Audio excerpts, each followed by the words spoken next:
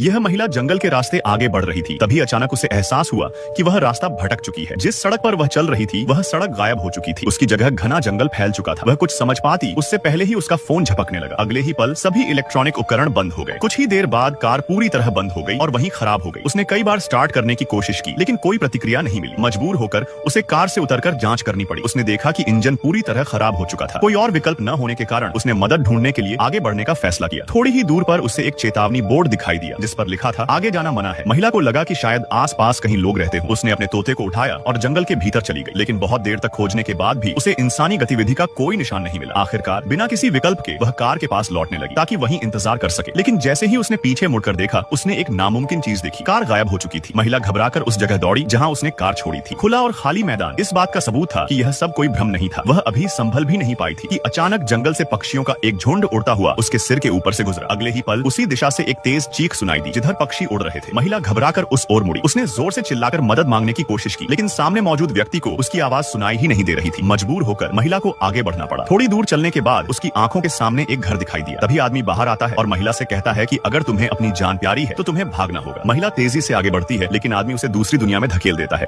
जिन जिन लोगों ने मेरे YouTube चैनल कहानियों का सफर को सब्सक्राइब किया है, मेरे पीर और मेरे गौसे पाक उन सभी पर अपनी रहमत करें।